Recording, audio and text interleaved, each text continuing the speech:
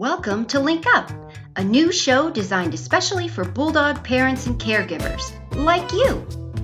Link Up is your virtual connection to the people, stories, and news you can use from around the Olmsted Falls School District community. Link Up is brought to you by the OFCS Link Family and Community Engagement Program.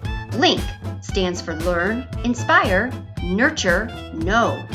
The Link Up series will feature topics and people that will help you learn how to do something new, inspire you, share ways to nurture your children and yourself, and keep you in the know. Link Up is hosted by Julianne Allen, that's me. I'm the Link Coordinator for Olmsted Falls Schools and a Bulldog parent. I'll be joined virtually by special guests from our school community who will share their stories, knowledge, and expertise and answer my tough and not so tough questions. You'll get to know more about your school district and have a few laughs along the way. Well, looks like everyone's here, so let's get to it. It's time to link up.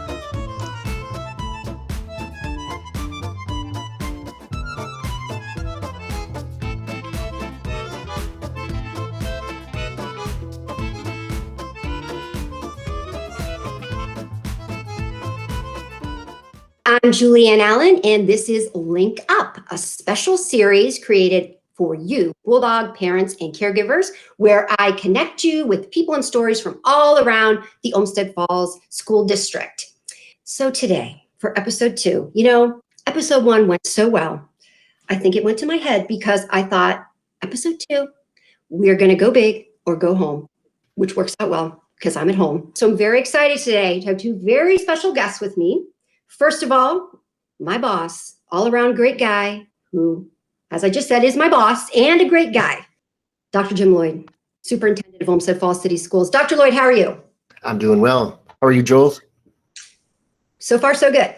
Good. And also with us today, another special guest. Joining us is America's Next Top Assistant Superintendent, Mrs. Kelli Cogan. Kelli, welcome to Link Up. Hi, Julianne. I'm so excited to be here today. Thanks for being here. All right, guys. So today's episode is titled Spring Forward and Bounce Back. We spent a lot of time over the past year discussing all the challenges that we've faced and our entire school community has faced. And some of those challenges are still persisting, but for the first time in nearly a year, I feel like we're turning a corner. Hopefully, around that corner is not a piano being dropped on our heads. At the time of this show, we're about a month into our 5-day in-person instruction, our return to that. Before we get too far into our talk today, Jim, Dr. Lloyd, I'm going to call you Jim if you don't mind. You can call me Jim. That's my name. All right. As the CEO of our school district, the captain of the USS Bulldog, the head honcho, the boss of the applesauce, as we're approaching the last hill of this roller coaster, and we're heading home here into the end of the school year, how are you feeling about where we are? One of the things I think that I'm thankful for is that, what's today, March 23rd, and it doesn't feel like March 366th, right? That it's been like one long continuous year. And so I think overall, I'm feeling pretty good about how things are going. And I think the faculty, the staff are as well. I think that, it's important to talk about a lot of the things that we've overcome rather than looking back on the things that we've missed out on. And so I'm hopeful that I'm going to be able to share some of those things with you. It's been exhausting for certain, but at the same time, throughout this entire ordeal, we've been able to keep our students connected. It hasn't been 5 days a week the entire year, but it hasn't really been 0 days either. And so they've been connected. They've been troopers. Our parents have been outstanding. The staff has really just stepped up and done what it is that they needed to do. So being back 5 days a week is something that I think is tremendous, and we're hopeful and happy and looking forward to finishing the year strong. Kelli, what do you think? Since you are as assistant superintendent, so you work with our administrators and our staff to make sure that our curriculum, instruction, assessment, maximize achievement and growth for all students. This year, our schedule for delivering instruction changed more times than my daughter changes her outfit, getting ready for school in the morning. So how are you feeling about where our students stand right now in terms of their achievement and their growth? I will tell you that I feel a lot better today than I did in the beginning of the year, even in October, November, December, because we knew that we really hadn't had students in our buildings for the traditional 5 days a week since the previous March. And so recognizing that it's the first time that I've ever in my role had to plan for a pandemic. It was unnerving in the beginning of the year because we didn't know fully what the impact would be, what it would look like. But at this present moment, I feel better than I have in a while. Our students are back in 5 days a week. We have the majority of our students back in, which is great. We have received, thankfully, some funding that Dr. Lloyd will talk about in a little bit that is allowing us to provide interventions, enrichments, boost opportunities right now for our students. And I think for me, I'm feeling very positive. I think that we're going to maintain the 5 days a week for the rest of the year. I think we're going to start to see some of that normal schedule that we miss. And so I'm positive, to see what the outcome of that is at the end of this year. Good. That's good to hear that you guys are feeling positive about it too. So we know that the virtual instruction worked well for some families, and some of those families have elected to, continue to learn remotely. But for some families, and maybe even families that live here around me, that was very difficult, the virtual learning model. And that was reflected in grades and enthusiasm, really, and participation in school. And so one of the things I hear from parents a lot is that they're really worried about their kids being behind or missing out on certain standards or skills that they should have learned this year, not being ready to go to the next grade. So what would you say to these parents about some of those concerns? I do want to try to be a glass is half full and provide a more positive narrative. And one of the things that I would like for us to do is to stop using the phrase learning loss. The year has been difficult. It's been very different. There are things that students haven't experienced that typically they would have experienced. And there are things that kids have experienced that they generally would not have, that quite honestly, that only the pandemic has provided to them. And so, while they haven't had like a typical year, what we've been able to gather as far as from our own data, the data from our teachers, and then also from some of our own assessments that we administered, is that in some grades, students have progressed more than what would be generally expected, even during a non-pandemic year. And in some grades, they haven't experienced as much, or at least grown as much as that we would have hoped that they would. But I would ask that we don't look at this really through a deficit lens, and recognize really that the kids have learned, if anything, and the adults too, probably, resilience in a lot of different ways. I think if we look at our portrait of a grad and we think about our skills as far as being a communicator and a collaborator and a creative thinker, and being self-directed, those are things that we've tried to certainly bake into the day-to-day instruction during a non-pandemic year. But because it is a pandemic year, those are things that they've had to experience and they've had to navigate. And so I think on a lot of those real 21st century kinds of skills, certainly our parents have had to learn and adapt those skills and become better in them, but I think our students have as well. I think in addition, and I know this has happened in my household, I think people, and particularly kids, are now maybe going to start, not that they're unappreciative, but I think when you miss out on things that you generally have taken for granted, and even though you don't know you're taking them for granted, you're more appreciative of those things, of being able to, attend a school event or hang out with your friends or attend a game or a concert or something like that. So there are a lot of different things I think that that kids have missed out on. But there are a heck of a lot of things that I think that we're able to provide to them. And the year isn't over. We are back, as I said, 5 days a week. And so we still have time to be able to provide them with things that maybe that they had missed out on before. So try to be positive. I mean, that's what I'm going to try to do and try to keep people upbeat. So basically, all is not lost, right? we know, was this the perfect situation this year for kids to learn? Not perfect. There's always going to be challenges. So we know that there will be some students who maybe really truly do need a little bit of help. How do we identify these students? I know I've heard the word MAP tests. So Kelli, can you tell us a little bit about what a MAP test is and who takes them, that sort of thing? Great question, Julianne, because I know that most parents in our district are familiar with the MAPS test because they've had their students utilize them for multiple years. So the MAP test is, it stands for Measurement of Academic Progress. So really it's an assessment that is a computerized adaptive assessment. And our district has been using the MAP assessment for about 7 years. And we offer that assessment in grades K through 8. And the 2 content areas are in English language arts and then also in math. And basically what it does is it shows what a student understands within a category, within a content area.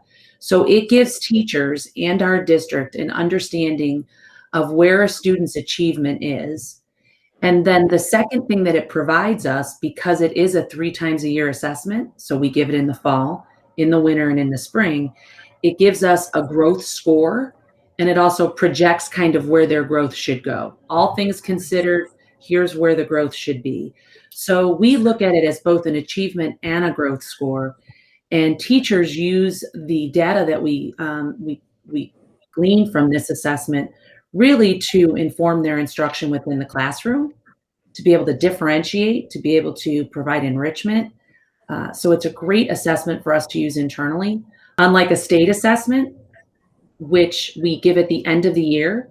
And for example, this year, we won't get those test scores back until students have long been gone home. Yeah. So some of us in the educational field will say that's like an autopsy, right?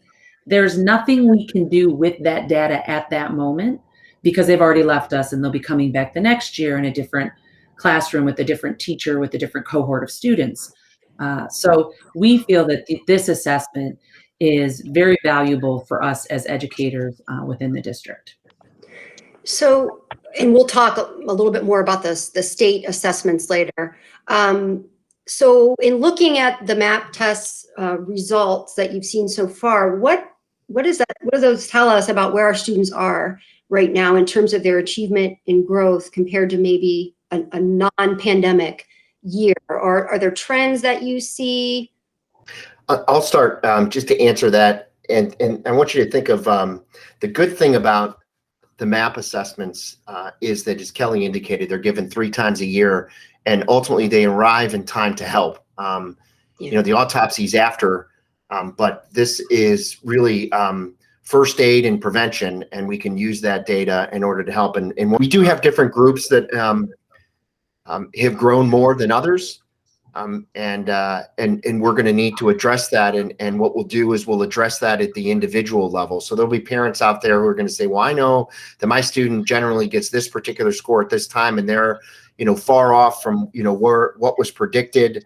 And so what are you going to do for my kid? And the answer is going to be, the answer is we're going to help them is what we're going to do. We're going to provide just-in-time intervention right now during the course of this school year, and we're not going to wait until the summer. And we're going to provide summer intervention too for those students and families that that need it. There was one thing that I forgot to ask you, Kelli, and can you tell me what vertical articulation is? Vertical articulation means when you begin to have conversations, not across a grade level, but going upwards to the next grade level. So because we know that our year didn't look typical and hasn't really looked typical from March, that we're going to be able to have those conversations where kindergarten will be able to say to first grade teachers, hey, normally at the end of the year, this may be where I normally end up. But this year, I maybe got to this point in our foundations manual.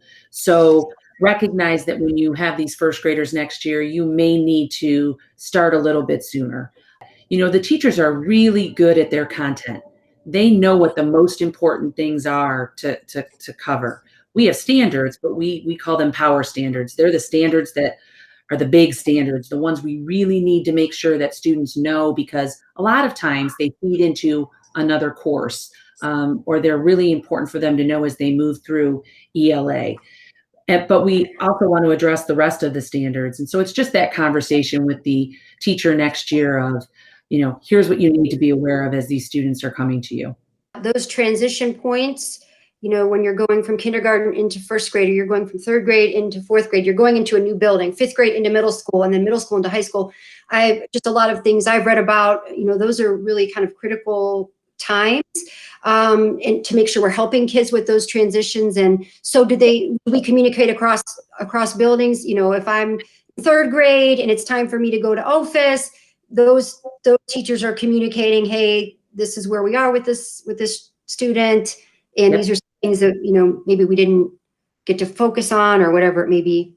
Yes, we absolutely. And, you know, we do that every year.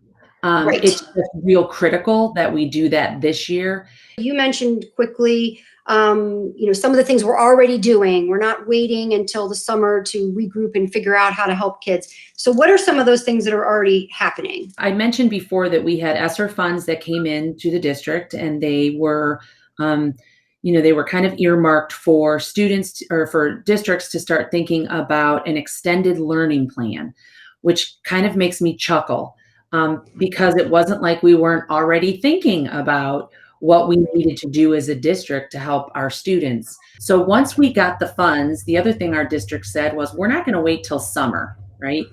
If we have the funds now, let's see if we can put together a high quality program, recognizing that in the summer, we can't force students to come to summer school. But right now, it's easier, I think, for students to go before school or stay after school for a little bit to participate in some activities.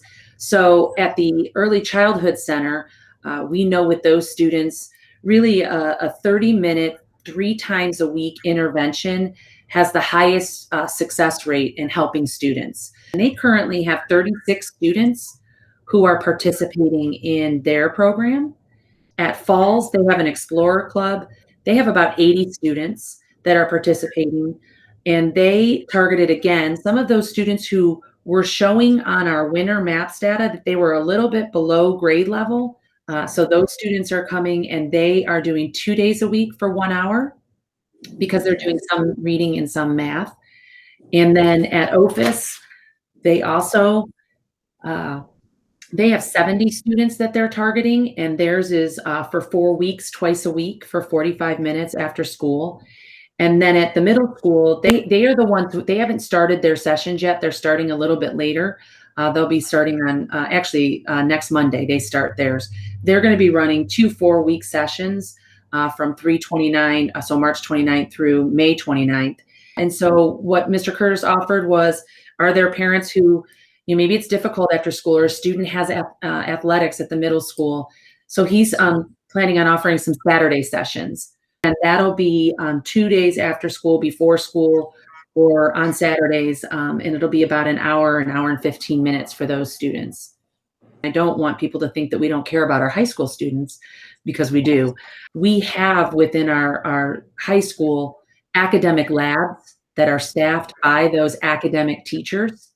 And the labs are available if a student chooses to go. But we also use those labs as a you need to go. We recommend you go. So those academic teachers are looking at students who may be struggling within that content area, and they are using those academic labs. Our counselors are monitoring those students who are struggling in content areas. We have, during the day, academic recovery for credit recovery. So if students, for whatever reason, failed a course first semester, we place them in a credit recovery course where during their study hall, they are sitting there and they're doing an online credit recovery, and they have an adult that's monitoring them and helping them if they need help. Once my child got some of those higher level math classes and science, I'm no help. I don't know. I think I must have passed those at some point, but so it's good to know that there are some options out there to help support them. We've been doing public school for quite a while in Olmsted Falls, and so we've always provided intervention to students that need that. It just so happens that it's a pandemic this year, and there are more students that are going to need a little extra academic love and reading and math that we're going to have to provide. We started planning on that around November, I think, and really put into play the programs that Kelli just described in January and February, and we'll continue to do that. So we kind of touched a little bit on this extended learning plan or academic recovery or whatever. I don't know if we've figured out a name for it yet, but it sounds great that we're doing all this stuff now and that we're going to do something this summer, but it does sound expensive. And we do know that in Olmsted Falls, we are very lean financially, right? So we are the filet mignon of school districts. High quality, very little fat to spare in Olmsted Falls. And now we talked about, some of this funding, but how are we paying for this? Simply put, federal COVID relief funds. But the money for educational programs that we're getting from the feds is really going to provide the fuel for our summer intervention. I mean, we have right now the second round of federal funds that are coming. We're anticipating a third round as well. We don't know whether or not that necessarily will fuel a summer intervention program in the summer of 2022. But that's how it's being paid for. Kelli was talking about the different programs that we have. We're probably going to create, we created a program for the summer, and we're in the process of fine tuning that. It'll be around $100,000 cost overall.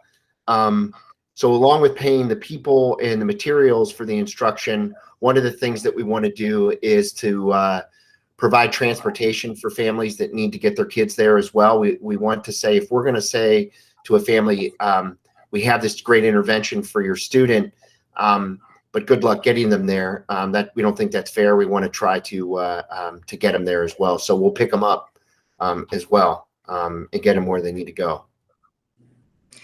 I think that's great because that it is hard for some families, and even being able to do an after school activity or an after school club or tutoring or whatever, because parents work, and it's already, a lot of parents have already had to take a lot of time away from Right. work to do school at home, or because of childcare issues this year. So I think that's really important that the district is thinking about that, because we don't want there to be any more obstacles to kids getting the help. So I know we don't know all the details yet. Is there anything else you can tell me about this plan or this program? Do we know when it might start? How long it would be? Anything? So we're really kind of targeting that last week in July to the first 2 weeks in August for our programming, which we also know is a little bit better, because if you are providing some summer boost, enrichment, intervention activities, it's close enough to the next school year that it's kind of like it just rolls right into the next, to the content. So that's what we're looking at right now. We are not doing a one size fits all. So it will look very different at ECC than it will at the high school. We are not just providing, we're looking at not just providing interventions, but looking at how do we support students in some of those higher level courses that they may be walking into the first time after having a very kind of unique year and a half where maybe they weren't doing a lot of those other things that are going to be needed in an AP course. We're also thinking about the fact that summer school is difficult for kids to even want to come to summer school because it's their summer. So Dr. Lloyd and I we went and met with the owner of Swings and Things, who is right down the street from us, and said, is there any way we could partner? Maybe we could be the incentive. So if students attend so many days of summer school, they get a free day pass. for the student is free. And while there's cost involved, the cost assists us in being able to motivate students to want to do this. And I think that's important because we can provide the transportation, we could provide them breakfast and lunch, but in the end, we want something to motivate the student to want to come and to give their all during these sessions. You know, what I don't want to do is to create this narrative where, God, you're so far behind and we got to catch you up from where you are. Let's hurry up and get in here and let's just do more school. At the same time, we have to think about, like, there was some loss of time as it relates to learning. So we're not going to ignore that. What we want to do is to work collaboratively with our building administrators and with our teachers to strike a balance to try to meet the mental health needs and support our students for things like Kelli said, with, you know, providing incentives and working with a great business partner like Tim Sorge from Swings and Things, and provide some incentives for people, quite honestly, whenever they've done the things that they need to do as it relates to their intervention, to go and have fun. It's the reason why we're putting, as Kelli indicated, our programs towards the end of the summer. I mean, I don't know about you, but I think when school's out and the sun kind of comes out, people and immunization is sort of widespread, people want to be able to get together with one another and just have fun. And so I think that's, you know, we've missed out on a lot of that human experience over the course of the last 365 days. And parents and family want to get that. And at the same time, we have an obligation to provide some academic interventions along with some emotional health intervention as well to get them reconnected. So we think that we've created a nice balance, and we're not pressing the panic and creating boot camp kind of experience, that they're going to be good about coming and doing what it is that we're going to ask them to do. I kind of feel like this whole year, and it's not our fault, but it's felt like boot camp some days. Oh yeah. So many parts of it that have been so hard, and sometimes it felt like we were just slogging through here in my situation here, just to like get through. Let's just get through. Let's get through this day. Okay, now let's get through this day. So I totally support the approach of you know, maybe not guilting families, or, you know, you better sign up for this, because if you don't, you're not going to be ready. You know, but on that same token, you know, parents, they want to know that their kid is going to be okay, right? So they want to know that even though things weren't traditional or how they're supposed to be in school, like at the end of third grade, you know, we still can't do some of these things that we would be doing in terms of celebrations and activities. But ultimately, you know, we just want to make sure that child is ready to go to the next building, and to go, and that the parents are, because quite honestly, there are parents who were a Falls Next parent last year and they were an OFCS parent this year, but they weren't allowed in the building, you know. Right. So they've never even seen it. They've never even seen it. So these are things I'm thinking of too, for, you know, kind of doing that maybe reorientation once we're able to get our families and our parents back into our school buildings if we're allowed, and get them back volunteering, or just seeing, you know, coming in for their conferences, or coming in for a meeting, or whatever it may be, because we really have all kind of had to retreat into our little bunkers and not really been able to be a part of our school community. And we have such an awesome school community. And that's why I'm really glad to know too, when you mentioned the Swings and Things, because we do have a really supportive community, and our community partners and Swings and Things, you know, even if they're willing to work with us a little bit there, that's fantastic. And I mean, I'll go to summer school if that means I can go run go-karts a couple times. Sure. So let me just see. So I would assume we're going to get more information to come about this summer program, if, you know, when it's going to be, what it's going to be. Is there a cost to parents to do this? There is no cost. No cost. Okay. This is, All right. I mean, honestly, this is your federal COVID relief dollars at work, quite honestly, from the educational perspective. And that, I have a question on that. So with the federal COVID relief dollars, are there any strings attached with that? Yeah. So, you know, all federal grants, and this is, or the money that the feds are going to give you, comes attached with it a set of sort of ground rules and rules that you need to follow. You know, this isn't necessarily attached to administering the assessments, because the assessments are really a state-driven initiative that is required by the feds. But you have to spend the money on certain kinds of things. The advantage, or the good thing is, I should say, in the round 2 of the ESSER funds, they're pretty broad as far as the usage goes. I could talk about the reasons why we shouldn't be administering state-driven standardized tests and federally mandated tests all day, because primarily, I said earlier, our biggest resource is time, and those take time to administer. We're administering them and providing the opportunity to take them because we have to, not because we want to. So, and while we're giving the assessment, I can tell you that Dr. Lloyd was very clear with the administrators and with our staff. I would say that, we stayed the course with what we always do every year, which is we don't just stop teaching so we can do practice and review packets. But I will tell you that when you talk about the time, if I'm a middle schooler, it's a week. It's a week of instruction that is lost. And when you're in a pandemic, a week is like a month, right? Because you haven't had that full week of instruction. So when you think about the fact that we're only going 2 days every other week, you're really almost taking a month of instruction away from them in that particular situation. The high school, it becomes a little more difficult as far as schedule adjustments, because you have a high school schedule you're dealing with. You can't just say like, okay, everybody will stop for this particular time like you can at the middle school. So it's even more time that students are missing, especially if you're a sophomore and you have to take ELA 2 and you're taking geometry and you're potentially taking your U.S. history. Oh no, that's my kid. I just realized that as you said all that. I'm like, oh, great. So our sophomores really are losing a lot of instruction because a lot of those tests fall within their grade level content. So, but yes, I agree.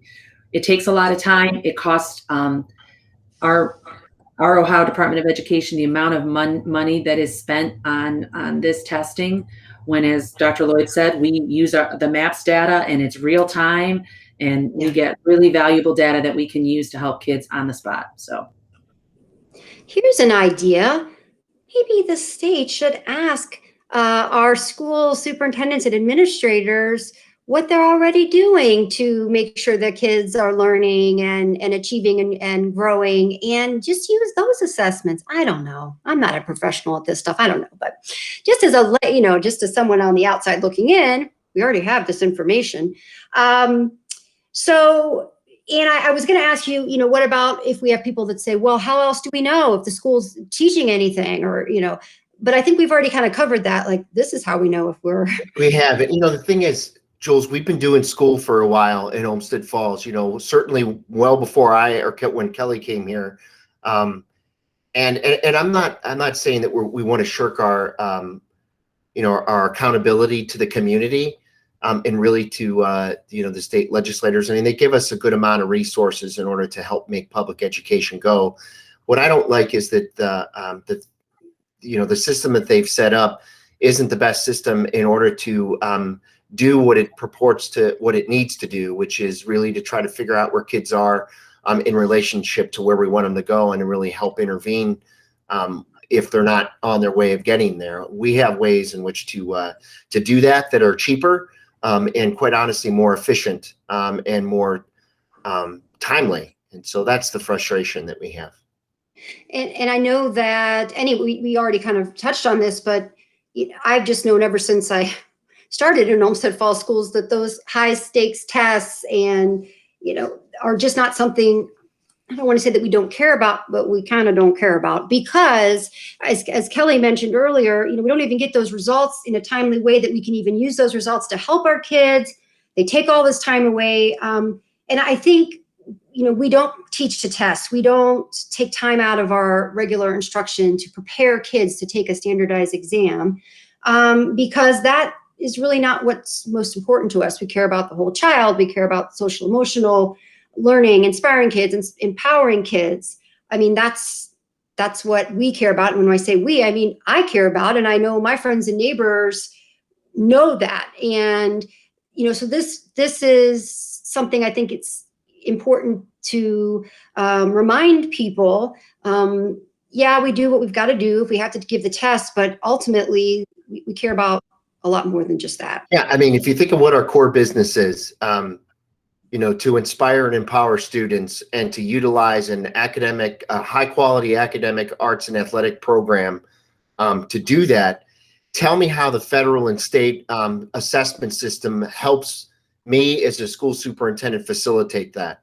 And the answer is it doesn't. It impedes it. And that's the problem with it. And it's the reason why we don't rely on it. We created, our own system to determine how we're inspiring and how we're empowering and what we're doing with our AAA brand. So. And you touched on it earlier, but the skills that our students have learned this year that have not a whole lot to do with academics, but just being resilient, being flexible, being empathetic, being self-directed. These are all things that they didn't really have a whole lot of choice in, like having to find a way to be flexible when the schedule changed, or find a way to be resilient when you were tired of maybe being on that computer screen, but you needed to get through your day. I feel like our students, are going to be ready for the real world because they've kind of been pushed out into the real world already a little bit, with having to deal with these stresses that, they're just young kids and they're dealing with a lot of things that even as adults we find to be challenging. So I'm glad that Olmsted Falls, those are the kind of things that we care about. And I think I know personally, academics are very important, but I also see the benefit in raising, good humans who are ready to go out into the world and contribute something. I don't know what you two think about that. No, well, we need, I'll take a good human over somebody who's just an academic cyborg any day of the week, for sure. Yeah. The world needs more good people. Well, I think, we'll see, but I think I've quizzed you both enough for one day. We went into a lot of different things, and I feel like I know more about some of these things. I knew a little bit about a lot of them, but it's good to have the extra detail. And I think it's important for parents to know that a lot of the things we're doing now are not things that we're doing just because there was a pandemic. These are things that we're doing all the time anyway. You're always checking to see how kids are doing, with their achievement and their growth, and analyzing, hey, maybe this student might need a little more help. You're not just suddenly, we're all running around like chickens head cut off because there was a pandemic for a year, and now what are we going to do? I mean, these are things we're doing all the time anyway. Now, granted, there may be a little bit more sense of urgency in some areas just because of the length of time, I think, maybe that we've been dealing with this, this going on a year now of everything kind of being disrupted. Obviously, it's going to have an impact, but it's good to know that we have plans to address that, and we're optimistic about going forward. So with my first episode of Link Up, I asked my guests if there's anything else that they wanted to tell parents about anything in Olmsted Falls. Is there anything else you'd like to say to our Bulldog parents? It doesn't have to be anything profound, but I'd like to give my guests that opportunity. Kelli, I'll let you go first. Oh, thanks. Sure. I was just going to say that from a parent perspective, I remember the first day that I went in after we were back in 5 days. And I mean, honestly, I'm emotional, but not like that emotional. But just going into like the kindergarten class, I'm sorry, not the kindergarten class, the first grade class, where kids were seeing like the other like their best friend that maybe was in the gold group that they hadn't seen all year. It was like the first day of school all over again. And it was just, they were so excited. And when you go in there and see them, I think, I'm just excited. Our kids are going to be fine. I want parents to know that this was a bump. It was a hiccup.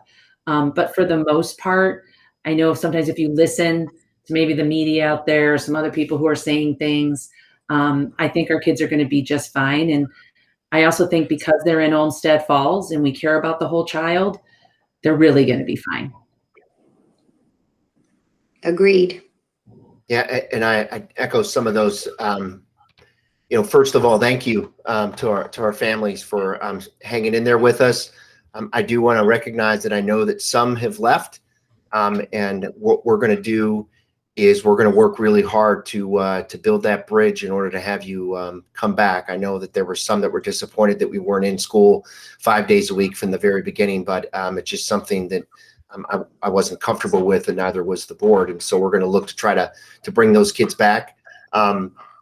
Kids are resilient, and I think that they're a heck of a lot more resilient than we adults are. And to Kelly's point, when I went in and did Right to Read Week and saw kids, one of the things I asked them was, are they happy to be back 5 days a week? And they were it was like they were cheering that they were back. I guess I'd say also to those students and families that don't feel comfortable sending your students back yet, to not worry. We haven't forgotten about you. We're still going to keep you connected.